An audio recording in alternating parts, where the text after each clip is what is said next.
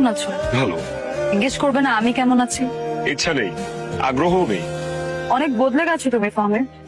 মানুষ মানুষ মরে গেলে পচে যায়, আর বেঁচে থাকলে বদলায়, কারণে অকারণে বদলায়। আমাদের ঝগড়ার কিছুদিন পরে আমি জানতে পেরেছিলাম যে ওই মেয়েটার সাথে তোমার কোনো সম্পর্ক ছিল না।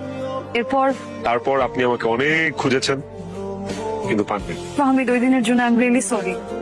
আমি না রাগের মাথায় কি কি বলে ফেলেছিলাম আমি নিজেও জানি না, কিন্তু আমি এখনো তোমাকে ভালোবাসি ফাহমিদ। Nice jokes. জোকস তো ভালো ছিল। একদিন পর বুক ফেটে হাসি আসতেছে। আমি জোকস করতেছি না, আমি সিরিয়াসলি বলতেছি। লজ্জা লাগে না? লজ্জা শরম নাই আপনার? একটু তো হায়া লজ্জা শরম এগুলো থাকা উচিত একটা মানুষের। ভালোবাসা মানে কি? ভালোবাসা মানে বোঝেন? ভালোবাসা মানে হচ্ছে making commitments, fulfilling those commitments. একজন আরেকজনের উপর দায়বদ্ধতা, সবসময় ভালোবাসা মানুষের ভালো চাওয়া, সুখ দুঃখ ভাগাভাগি করে নেয়।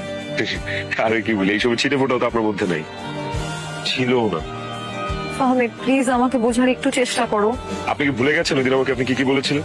অনেক কথা বলেছি, স্পেশালি ওই কথাটা, স্ট্যাটাস। ভালোবাসার স্ট্যাটাস দেখে হয়, তাই না? এরকমই তো একটা কথা ছিল। সরি টু সে, এখন আমার আর তোমার, আই মিন আপনার, আমার আর আপনার স্ট্যাটাস এর মাঝখানে যোজন যোজন দূরত্ব, অনেক ডিস্টেন্স। আমি আর ওই ফাহমিদ নাই যে ফাহমিদকে আপনি রাস্তায় ফেলে চলে গেছিলেন। This is a complete different man. এই ফাহমিদ অন্য ফাহমিদ। তার প্রতি আমার কোনো রাগ ক্ষোভ গ্রাজেস কিচ্ছু নেই, মাফ করে দিচ্ছি। বাট একটা কথা কি জানেন, আপনি চলে যাওয়ার পর আমি আর কাউকে ভালোবাসতে পারিনি।